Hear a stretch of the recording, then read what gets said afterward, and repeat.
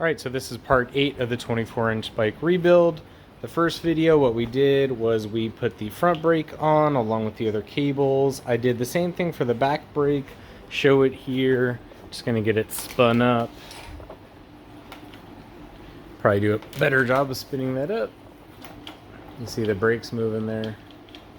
So now what we're going to do is put the pedals on. We'll put the front derailleur back on. Then we will do the cables for the front and rear derailleur, and then probably the last video after this, what we'll do is the chain, and then I think we're ready to take it out for a test ride. So I have the pedals here.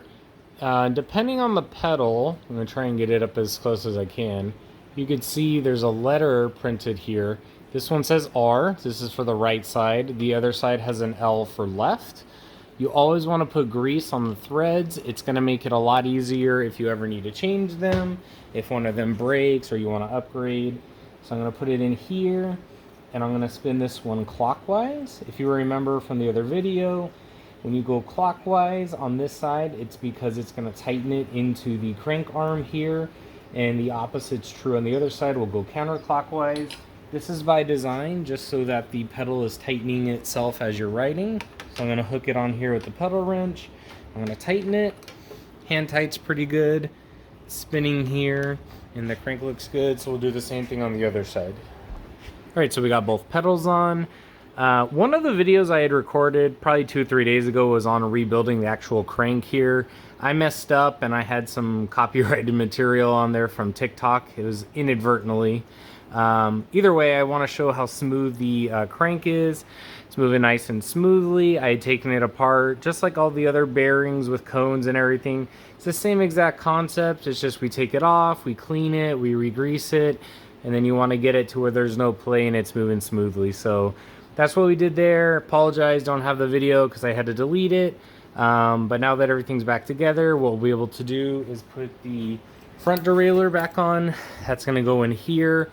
We're going to align the top of this with the highest gear or the largest cog, and we need to leave just a little bit of clearance. It's about, I think, 2 millimeters or so. I can't remember the exact amount, but it's just enough so that it can clear it, the channel go over, and then shift accordingly. So we'll get that installed right now. Alright, so I have the front derailleur here, and I'm just going to get it threaded to start with, and then we'll get it into position and then tighten it down completely. So want to get the height right. The other thing I should do is redo these limit screws, because right now they're all the way down and I can't even move the cage. So let me take those down. Alright, so I had to take the screws all the way up. We'll cover the adjustments of these once we install the cable and the chain.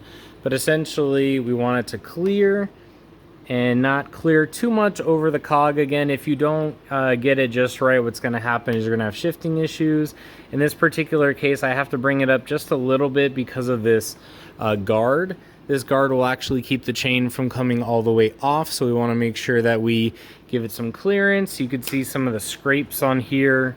That's from where it was coming out apparently. So want to give it just enough to clear it.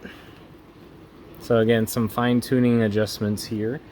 Then what we're going to want to do, and you can't see it because of the angle on the phone here, but I'm going to make sure that this plate is parallel with the gears.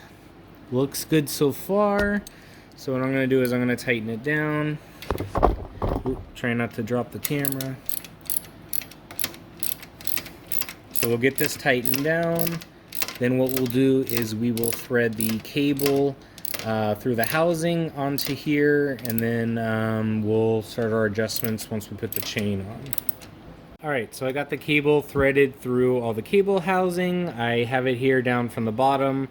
Something I didn't know when I first started doing this was that some of the front derailleurs, you can see the nut up here in the bolt where it's going to hold the, or the anchor I should say, it gets pulled down, so that's a down pull. There are other ones where the cable will come down from the top and then pull up.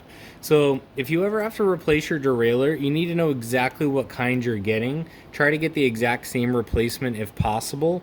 And if not, what you're going to want to shoot for is obviously just getting the same style, because that's how your bike's built. So I'm just going to get this loosely fit in here right now. The reason I'm going to do it loosely is because I need to adjust the cage here using the limit screws once the chain is on.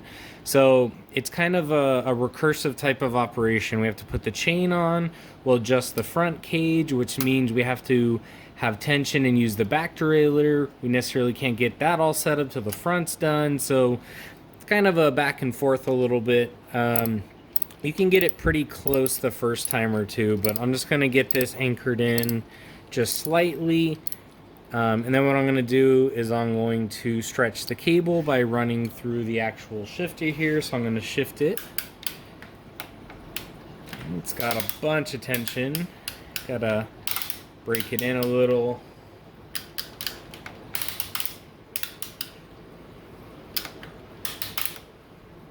So we did all that. Now the cable's a little loose, so what I'm going to do is loosen it again and then just barely put it on. It could wait till we're done. I just like to do this now to get it out of the way and see if there's any other issues that pop up. The shifter feels a little tight, so I'm going to probably just break it in a little more. So I pull the cable out. I'm going to put tension back on it.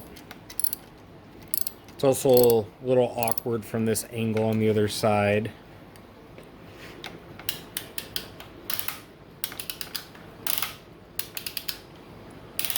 So, not bad. Now what we'll do is we'll hook up the rear derailleur. Alright, so I have the rear one threaded through here. It comes down here along the side of the frame, comes down to this point and then goes down. What's interesting, I'll just take you real quick over here. I have this exact same bike that I finished not too long ago, and it has different style of mounting points on it. One side of the bike is different than how this is, but they appear to be the same exact model. So that's interesting. Not really sure what's going on there, but we're going to get this attached here. Similar to the brakes, there are some adjusting points. Let me see if I can bring in the camera. So there's a barrel adjuster down here. So just like on the brakes, we're going to turn it out a couple notches. And what that's going to allow us to do, actually this needs to go in a little bit, is once we get the chain on there, if we need to move the cage in or out slightly to help with the shifting, we'll adjust it here. Because the one up front on the actual shifter, there's only a connection with the head there. So some of the bikes will have an adjustment here and on the shifter up front. Some have an adjustment just on the shifter, and then in this case there's only one back here. So we'll get all this hooked up, and then what we'll do is show that it's working, and then we'll do the chain. So put this aside. Kind of hard to do this and film. I'm going to shove this in here, get this propped up. Looks good. And then it's hard to see, of course it's hard to see because these are all small parts. There is a small channel down here where the cable goes into. Some of these models will have a little like notch marked into it, and that's where the cable is supposed to sit.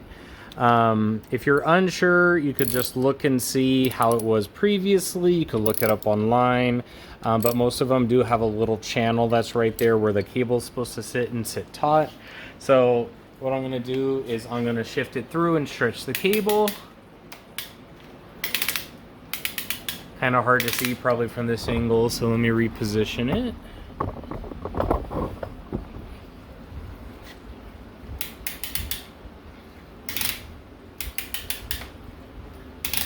And so what we'll need to do is adjust the limit screws here.